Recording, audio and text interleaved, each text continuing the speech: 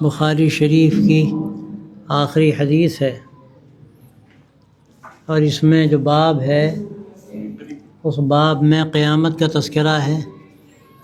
اور قیامت میں اللہ کی طرف سے جو ترازویں نصب کی جائیں گی ان کا بھی تذکرہ ہے، اور یہی پوری زندگی کا انجام ہونے والا ہے۔ اور اس کتاب کی اس آخری حدیث اور آخری باب میں خاص طور سے ذکر اسی لیے کیا جا رہا ہے کہ آدمی کی جو پوری زندگی گزر چکی ہے،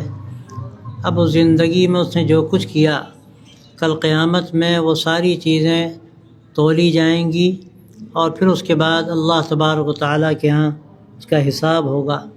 اس میں کیا اچھا ہے اور کیا برا ہے، وہ ساری چیزیں اللہ کے آخری نبی حضرت محمد رسول اللہ صلی اللہ علیہ وسلم نے بیان فرما دی۔ اور یہ پوری کتاب اگر دیکھا جائے تو اس پوری زندگی کی ایک تصویر ہے کہ زندگی کیسی گزرنی چاہیے، عقائد کیا ہوں، عبادات کیا ہوں، معاملات کیسے ہوں، معاشرت کیسی ہو، اور اس کے علاوہ جو ہماری زندگی کی ضروریات ہیں ان کو کس طرح پورا کیا جائے۔ اس کتاب کا یہی گویا کہ موضوع ہے۔ اب اس پوری کتاب کو پڑھ لینے کے بعد اخیر میں جو بات کہی جا رہی ہے اس کا تعلق انجام کار سے ہے کہ جو کچھ ہو چکا اب اللہ کے ہاں ہمیں اس کا حساب دینا ہے۔ تو جو ایک آیت کی طرف اشارہ کیا امام بخاری نے، وَنَضَعُ الْمَوَازِينَ الْقِسْطَ لِيَوْمِ الْقِيَامَةِ،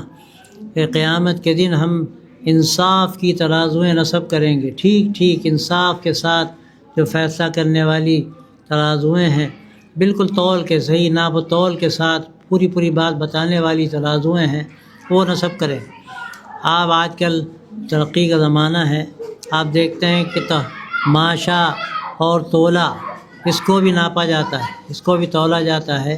یہاں تک کہ اب یہاں تک ہو گیا ہے، دروازہ بند کر دیجیے، کہ جو بہت ہی ہلکی چیزیں، یہاں تک کہ کاغذ پر آپ کچھ لکھ دیجئے، لکھنے سے پہلے تولیے اس کا وزن کم ہوگا، اور لکھنے کے بعد تولیے تو اس کا وزن بڑھ جائے گا۔ یہ آج کی اس ترقی کے دور کی بات۔ اللہ کے ہاں کیا ترازویں نصب کی جائیں گی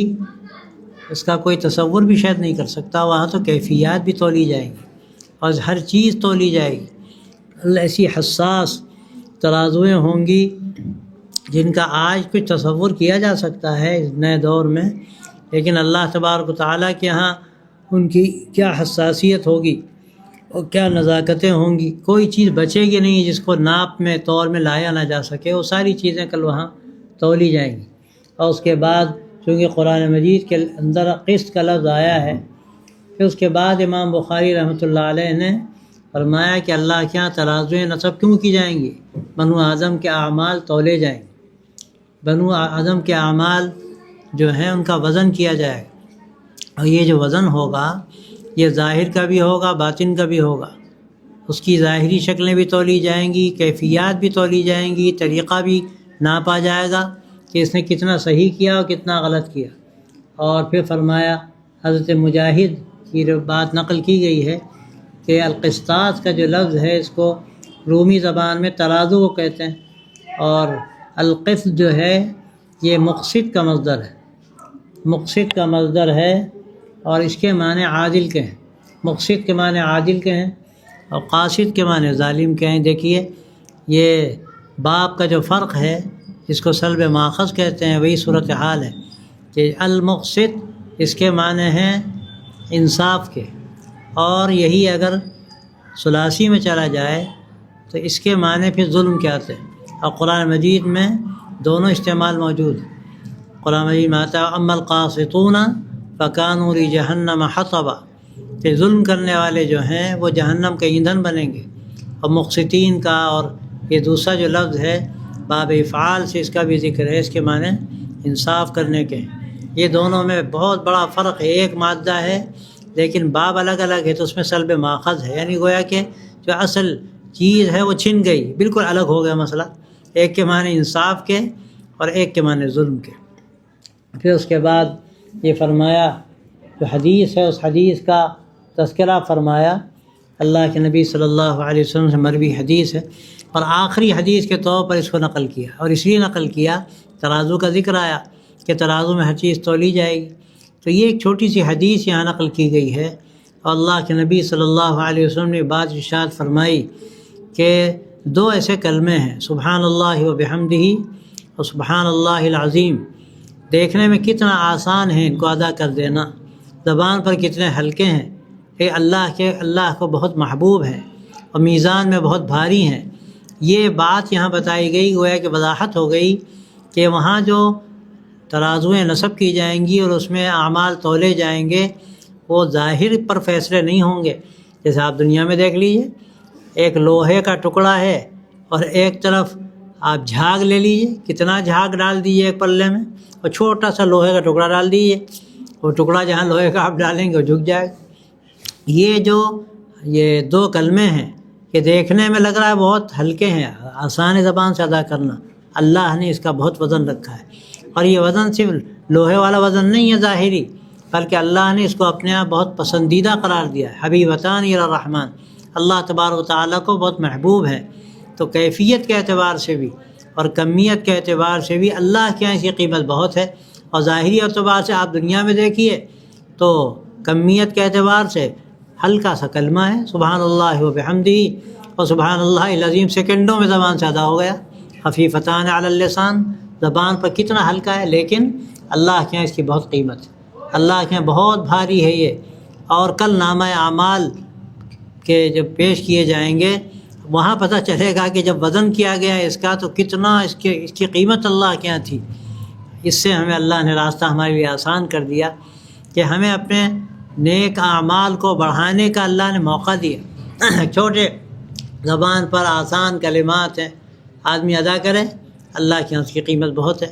بعض باتوں میں آتا ہے کہ جنت کی زمین چٹی اور میدان کی طرح ہوگی، اور اس میں الحمدللہ، سبحان اللہ، لا الہ الا اللہ، یہ جو کلمات ہیں، ایک کلمہ آدمی زبان سے ادا کرے گا اور شاندار درخت تیار ہو جائے گا، اعلیٰ قسم کا، خوبصورت، پھلدار، پھولدار۔ تو یہ جو اعمال ہمارے ہیں،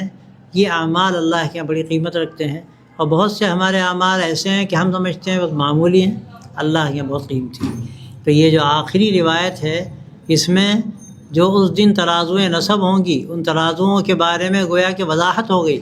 کہ وہاں دنیا میں بہت سی چیزیں ہلکی سمجھی جا رہی ہیں، لیکن اللہ کے ہاں جب ترازو میں ان کو تولا جائے گا تو بہت زبردست قسم کی بھاری بھاری چیزیں سامنے آئیں گی۔ اور اسی لیے بعض روایتوں میں آتا ہے کہ جب یہ سارے ثواب ہوتا ہے، کوئی ثواب بھیجتا ہے، مرنے والے کے سامنے بعض مرتبہ پہاڑوں کی شکل میں تحفے آتے ہیں، زبردست بڑے بڑے تحفے چلے آ رہے، بھائی کیا ہے یہ، مانو فلاں نے آپ کو تحفہ بھیجا ہے۔ اب وہاں تحفہ جو پہنچا، کتنی بڑی زبردست قیمت اس کی ہو گئی، اور کہاں سے کہاں پہنچ گیا، اور یہاں جو بھیجنے والا ہے وہ بعض مرتبہ 10 روپے دے رہا ہے، 100 روپے دے رہا ہے، ایک آدمی کو کھانا کھلا رہا ہے، ایک مرتبہ قل اللہ پڑھ رہا ہے، لیکن اللہ کے یہاں اس کی اتنی قیمت ہو گئی کہ مرنے والے کو محسوس ہوگا کتنا بھاری بھرکم تحفہ آیا، کیسا قیمتی تحفہ آیا۔ تو یہ جو ہمارے دنیا میں کام ہیں، ہم ان کی قیمت کو نہیں سمجھتے، ہم بہت معمولی سمجھتے ہیں، لیکن اللہ کے یہاں کتنی قیمت ہے، کل ان ترازوؤں میں جب وہ اعمال تولے جائیں گے کھل جائے گی بات۔ تو ہمیں اس کا خیال رکھنے کی ضرورت ہے۔ پہلی حدیث میں انما الاعمال بالنیات کہا گیا کہ سارا مسئلہ تو نیت کا ہے۔ یہ سارے چھوٹے بڑے کام قیمتی جب بنیں گے جب ان سب کو اللہ کی رضا کے لیے کیا جائے۔ وہاں سب سے پہلے تنبیہ کر دی امام بخاری نے کہ ہم لوگوں کو اپنے کام جو شروع کرنے چاہیے اللہ کے لیے شروع کرنے چاہیے۔ اللہ کے لیے جو کام ہوتا ہے وہ قبول بھی ہوتا ہے، اور اللہ کی اس کی بڑی قیمت ہوتی ہے۔ اور جو کام اللہ کے لیے نہ ہو، یہاں دنیا میں بہت بھاری بھرکم نظر آ رہا ہے، ماشاءاللہ اتنا بڑا مدرسہ بنا دیا، 50 کتابیں لکھ دیں، بھاری بھاری تقریریں کر دیں، دیکھنے والا سمجھ رہا ہے ارے اس کا تو کوئی ٹھکانہ ہی نہیں۔ وہاں جب نامہ اعمال پیش ہوگا اور ترازو میں اس سے پہلے ان اعمال کو تولا گیا ہوگا، پتہ چلے گا سب پھسپھسا ہے، اس کا کوئی وزن ہی نہیں۔ تو وزن جو ہوتا ہے ان کلمات میں، نیک اعمال میں، وہ پہلی حدیث سے بتا دیا گیا، حسن نیت سے اعمال کے اندر وزن پیدا ہوتا ہے، انما الاعمال بالنیات۔ تو اس لیے ہمیں وہاں بھی سبق لینا ہے اور یہاں بھی سبق لینا ہے۔ وہاں پہلا سبق ہے حسن نیت کا، تصحیح نیت کا، اور آخری سبق اس کا ہے کہ ہم چھوٹے کام کو چھوٹا نہ سمجھیں۔ اللہ کے یہاں بہت قیمت ہوگی اس کے لیے، شرط وہی ہے جو پہلی حدیث سے بات کہی گئی کہ ہمارے کام میں حسن نیت ہو، تصحیح نیت کے ساتھ ہم کام کو انجام دیں تو انشاءاللہ برکت ہے۔ میں آپ کو مبارکباد دیتا ہوں کہ اللہ نے آپ کو صحیح البخاری پڑھنے کی توفیق دی، تو کوئی معمولی بات نہیں ہے۔ اصح الکتب بعد کتاب اللہ اس کا لقب ہو، اللہ نے قبولیت ایسی لکھ دی کہ سینکڑوں اس کی شروحات لکھی گئی۔ دنیا میں کوئی کتاب ایسے نہیں ہے جس پہ اتنا کام ہوا ہو سوائے قرآن مجید کے، تو اللہ کا کلام ہے۔ دنیا میں جو کلام وجود میں آیا، جس میں سب سے افضل ترین کلام اللہ کے آخری نبی حضرت محمد رسول اللہ صلی اللہ علیہ وسلم کا مبارک کلام ہے، اور آپ نے اس کو پڑھا ہے، اس کی بڑی برکت ہے۔ آپ اس سے فائدہ اٹھائیے اور اپنی زندگی اس کو مطابق بنانے کی کوشش کیجیے، اپنے اخلاق کو، اپنی سماجی زندگی کو ایسا بنائیے کہ اللہ کے نبی صلی اللہ علیہ وسلم کی روشنی ہماری زندگی میں کہیں نہ کہیں نظر آئے، اور دیکھنے والے دیکھیں تو محسوس کریں۔ میں مبارکباد بھی دیتا ہوں اور امید کرتا ہوں کہ انشاءاللہ یہ سلسلہ جاری رہے گا، اس کی برکتیں اللہ تعالیٰ کو عطا فرمائے۔